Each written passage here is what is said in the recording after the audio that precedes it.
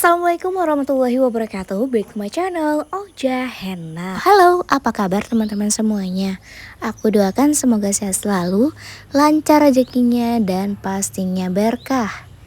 Oke, jadi beberapa waktu lalu ada teman-teman yang request kok aja sesekali buat dong tutorial henna di bagian kaki. Baiklah, karena memang aku nggak pernah posting ya di kaki. Kebetulan aku baru nemu modelnya ini anak kecil. Nah, di sini aku menggunakan kursi atau meja portable ya. Ini mudah banget untuk dibawa kemana-mana, cocok untuk kita para kang henna. Dan yang paling penting, ini tuh bisa disesuaikan tinggi rendahnya. Jadi bisa mengurangi sakitnya tulang leher. Baik, langsung aja kita buat ya. Ini kita mulai dengan garis-garis halus ya. Kita tarik dari bagian jari telunjuk ke bagian atas ya. Kemudian kita buat titik-titik seperti ini. Dan kalau misalnya kalian sudah menemukan titik tengahnya, langsung aja dibulatin seperti ini. Nah, kalau misalnya teman-teman sudah pro itu nggak perlu lagi buat garis seperti ini, langsung aja buat bulatan ya. Tapi kalau misalnya masih ragu, itu lebih baik kalian buat garis-garis halus seperti ini, biar nantinya nggak mereng. Nah, pastinya timbul pertanyaan, Kak Oja kenapa sih nggak di garisnya itu nggak ke bagian jari tengah gitu ya, kayak kita ngukir di tangan ya. Itu kan biasanya kalau misalnya mau buat ukiran yang simetris ataupun ukiran yang ada di bagian tengah itu kan pasti biasanya jari tengah itu jadi patokannya kan ya. Nah, kenapa di kaki seperti ini ya? Karena bentukannya beda, jadi kita harus menyesuaikan. Nggak boleh disamaratakan semuanya. Jadi kita harus baca istilahnya tempatnya, lapangannya itu seperti apa. Karena memang kan bentuk tangan dan kaki itu jelas berbeda. Jadi kita nggak mungkin ngikut bagian tangan. Jadi sesuaikan aja dengan kebutuhannya, jangan dipaksakan gitu. Nah, menjadi seorang henna art itu bukan berarti dia udah punya job banyak, itu udah best banget, terus juga ukirannya rapi, itu udah terbaik. Enggak, masih banyak PR-PR yang harus dikerjakan gitu ya. Nah, salah satunya ini kita juga harus punya wawasan yang luas gitu, harus bisa membaca keadaan ataupun kondisi. Kita harus bisa menyesuaikan diri. Nah, seperti ini contohnya. Jangan sampai ntar udah disamakan dengan bagian tangan gitu, udah disejajarkan dengan bagian jari tengah. Nah, itu pastinya nanti jadinya bakalan mereng. Jadi seperti itu. Ayo di sini kita sama-sama belajar ya, nggak ada yang senior, nggak ada junior, semuanya sama-sama belajar, termasuk aku juga harus banyak-banyak belajar lagi ya. Kita tuh nggak boleh cepet puas, harus sering-sering latihan ya, apalagi pemula ya, pastinya masih kurang paham gitu masalah perhenaan, mungkin ada hal-hal yang masih bingung. Yuk bisa yuk, mulai sekarang kita belajar ya. Kita bisa loh sharing-sharing sama teman-teman yang memang sudah berpengalaman ya, udah lebih dulu di bidang henna sebelum kita. Pastinya mereka tuh udah paham betul di dunia henna itu seperti apa. Tapi ingat, tetap dalam batas kewajaran, jangan sampai berlebihan ya teman-teman. Karena setiap brand itu pastinya ada privacy tersendiri dan mereka mungkin yang sebagian nggak mau buka-bukaan gitu. Itu jadi senjata mereka, jadi strategi mereka gitu, kelebihan mereka dibanding sama yang lain. Jadi nggak mungkin mereka share untuk yang lain. Ya, kembali ke pembahasan sebelumnya ya, ini udah menjalar kemana-mana nih. Nah, untuk motif yang cocok di bagian kaki ya, apakah itu harus ikut motif di tangan atau boleh motif yang lain gitu. Nah, itu kembali sama si pengantinnya. Boleh nggak kalau misalnya kita buat motif yang beda, atau memang dia pengennya ya harus sama gitu kan. Jadi kalau saran aku, tetap tanyakan sama si pengantinnya pengen yang gimana. Tapi kalau misalnya pengantinnya serahin ke kita, ya kita kasih yang terbaik gitu, yang menurut kita terbaik seperti apa. Oh, ini cocoknya motif ini cocoknya motif ini kalau misalnya motif ini kurang cocok deh sama kaki kakak, nanti takutnya kelihatan terlalu lebar. Nah, kita kasih alasan yang masuk akal gitu ya, demi kecantikan pengantin juga kan ya. Nah, kalau misalnya kakinya kurus, itu cocoknya motif seperti apa? Nah, kita juga harus kasih istilahnya ya, masukan.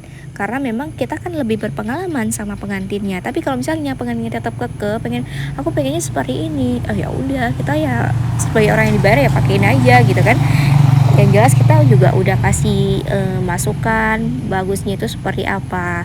Nah kalau aku seperti itu.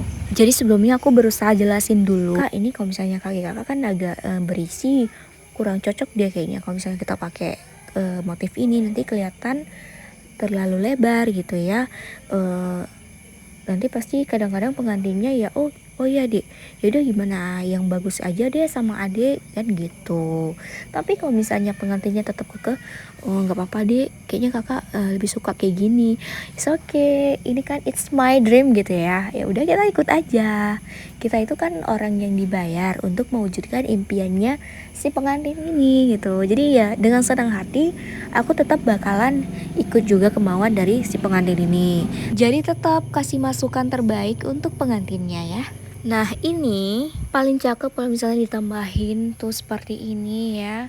Di bagian lingkar kakinya ini bisa jadi pemanis loh. Tuh bagus banget ini. Jadi kalau misalnya pengantinnya pakai, kok pengantin sih, pengantin maksudnya.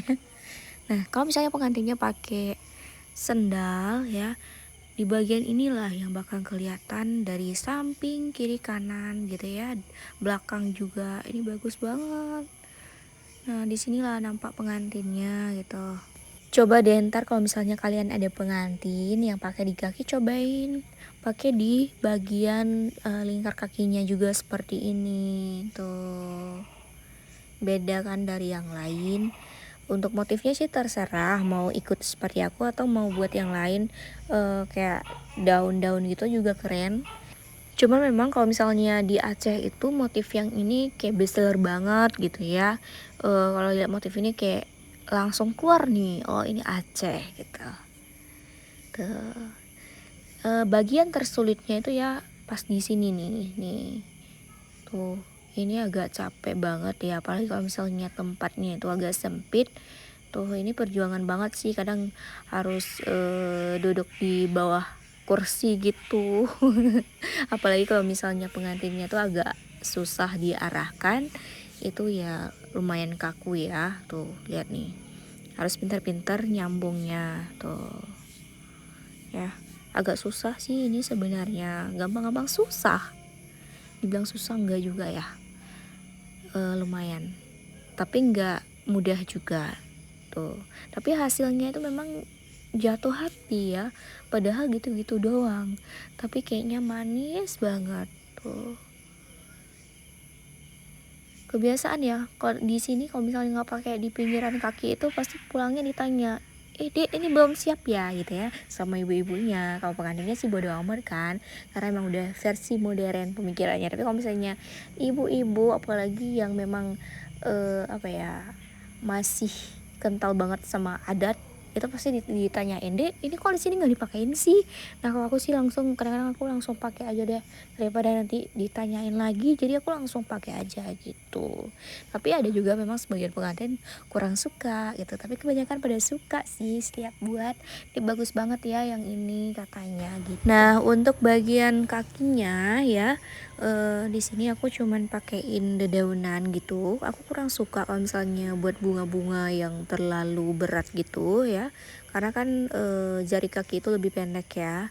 Nah jadi aku lebih suka yang agak simple seperti ini di bagian jari kaki, dan itu kelihatan bagus banget ketika pengantinnya pakai sendal gitu ya, yang nampak ujung kakinya tuh. Dan di sini kita nggak ngeblok ya ujungnya, kita pakein di kuku aja. Pokoknya tergantung requestnya pengantin sih ya. Tuh lihat cakep banget nggak sih tuh, kalau misalnya pakai high heel bagian sampingnya itu kelihatan, keren tuh. By the way, jangan lupa untuk selalu mensupport channel YouTube-nya aku dengan cara like, comment, share, dan juga subscribe agar channel YouTube aku lebih berkembang dan akunya lebih semangat. Thanks for watching dan sampai jumpa di tutorial berikutnya. Assalamualaikum warahmatullahi wabarakatuh.